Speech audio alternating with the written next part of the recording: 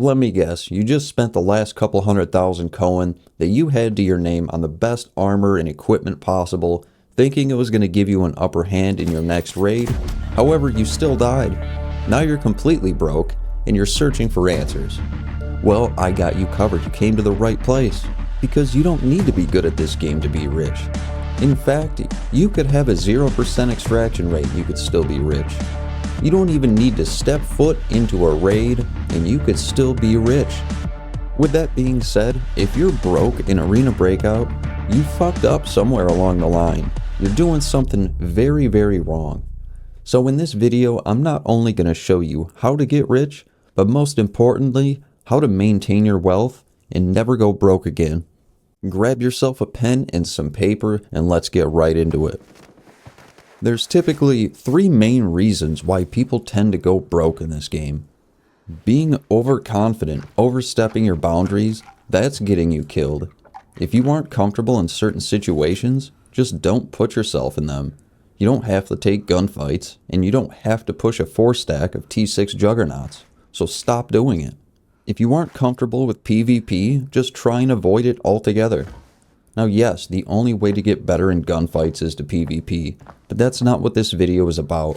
And remember, that's what brought you here in the first place.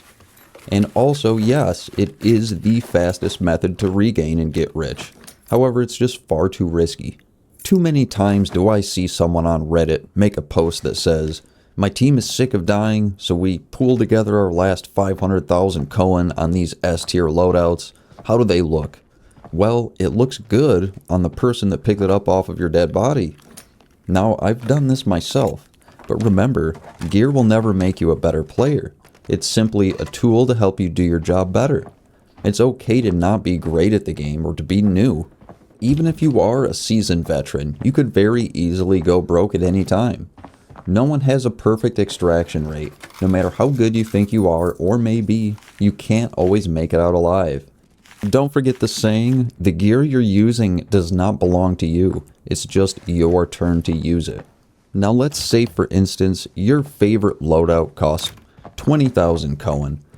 Unless you have about 200,000 Koen laying around, you'll only be able to raid about 10 times before you go broke again. That's if you fail to extract every time. But this is just an example. If you like to run 250,000 Koen kits, you better have millions to work with, because those habits are very unsustainable unless you are regularly bringing more storage value out of a raid that you went in with. You're going to go broke quick. You don't always have to run the best gear you can afford, and you shouldn't do that. The third reason why someone might find themselves with no money is simply the lack of knowledge. They don't understand how or what the best ways are to actually make money and keep it. Now, that's pretty self-explanatory. So now that we've figured out why you're here, let's talk about how to actually make Koen and how to get rich. So like we talked about earlier on in the video, the fastest way to build wealth is through PvP. But again, it's very risky, especially if you aren't very skilled or experienced with those type of engagements. So if you're not, just don't take them. Stop giving your gear away to other operators, and let's move on to the next one. There's plenty of loot on each map that you can grab, which doesn't involve you getting into a gunfight. More often than not, a lot of gear is left behind on dead players. You can't fit someone's entire kit and their inventory on your person at once, so use this to your advantage. Stop and listen to where gunfights are taking place. Whoever won that gunfight has already looted their kill and is moving on to either the exfil or somewhere else to loot. But be careful, because this will probably attract other nearby operators. They may be camping the kill or trying to loot it themselves. So if you wait till a little bit later on in the raid after everyone else has left or moved on to do other things, you can go around and pick up the scraps. Probably won't be the best gear, because the best gear is going to be taken first, but at least it's something. You might get lucky, and chances are this is going to be a slow process.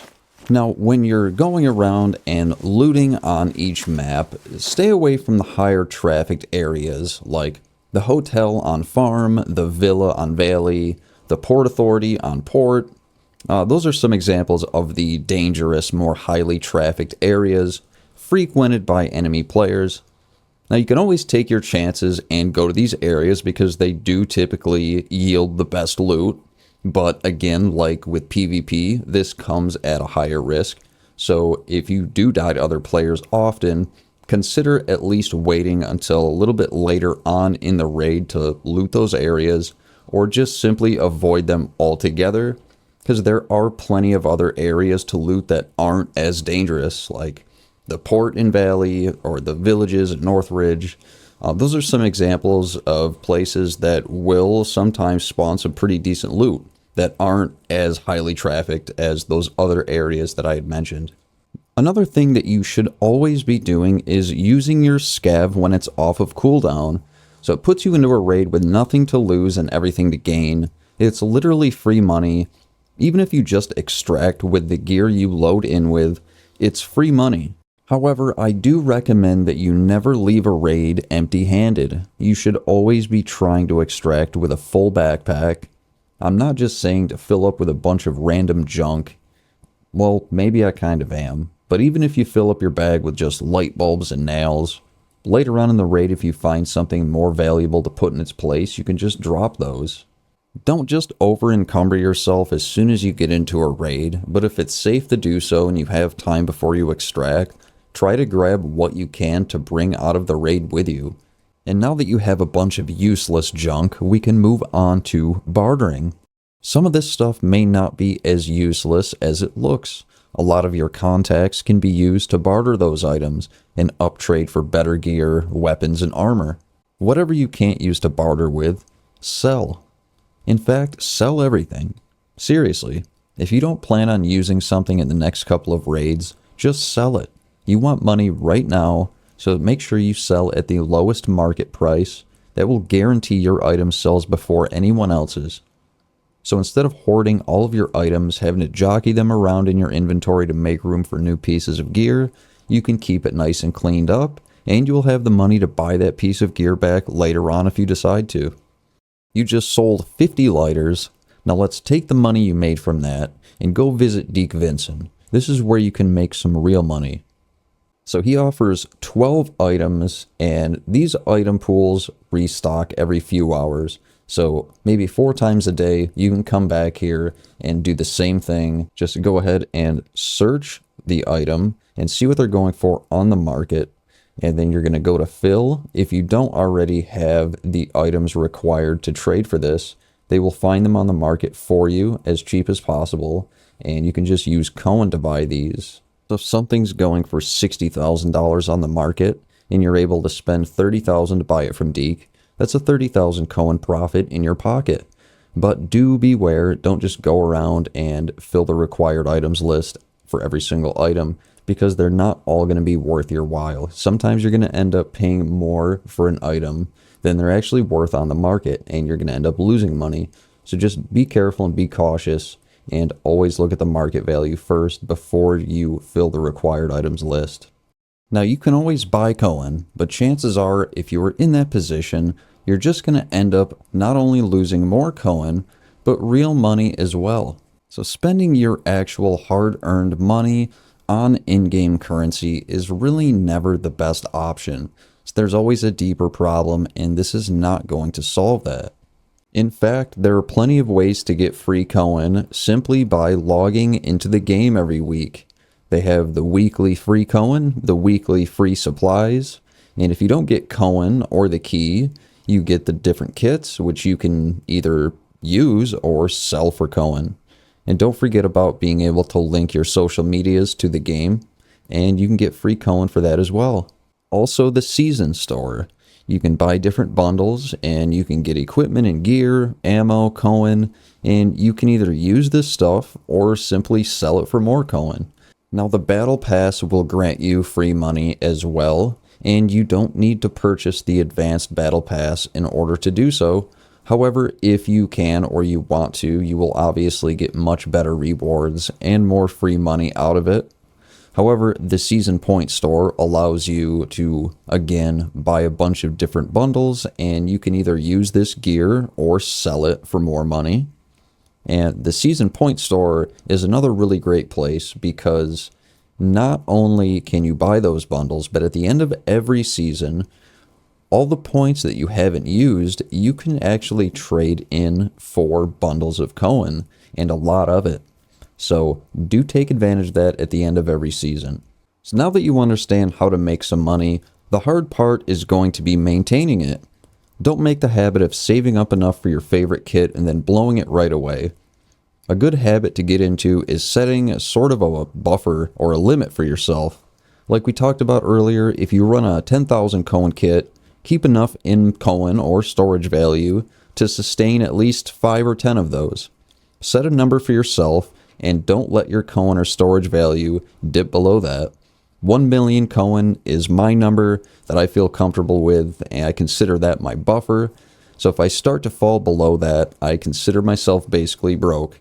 Now, as long as you exfil with a higher gear value than what was brought into a raid, you will always come out making money. Even if it's just 100 or 200 Koen, it's always something, and you never want to leave a raid empty-handed. I would also like to suggest that you guys start investing in keys. Now, you don't need to buy the super expensive keys. Not only will they use all of your Koen, but they are in some of the more dangerous areas, and a lot of the other somewhat cheaper keys will unlock rooms that most people won't even bother trying to open themselves, and the chances of getting that room all to yourself are very high. Remember that there are no wipes in this game, and there are so many ways to make Koen, so stop being broke. Stop overextending in gunfights. Stop being overconfident, blowing all of your money as soon as you get some. Stop saying you don't know the best ways to get rich, because now you do. I'm not going to lie, having a seemingly unlimited amount of money and always being able to run the best gear gets boring. Realistically, being broke is the best way to play this game. It makes every exfil that much more important. Every piece of loot becomes that much more valuable, and every item in a raid starts to have a purpose. When you're stupid rich, looting almost becomes pointless. So learn to appreciate this experience because it's how the game was meant to be played, and it's no coincidence that players like Ice tend to wipe themselves in order to start fresh. If you do struggle with PvP or are new to this game and need some tips, I have plenty of other videos that you may find helpful. I'm also more than happy to jump into some raids with you or share my gear, so leave your info down in the comments and I will help you if you need to. Or feel free to reach out to me on X or Twitter, whatever you want to call it. I'm pretty active over there. Hopefully this video was helpful for some of you. It took me a few days to put this together, so if it was, consider returning the favor and hitting the subscribe button. It takes 2 seconds, it is completely free, and it means the world to me. Either way, I hope this helps, and I will see you guys in the next video.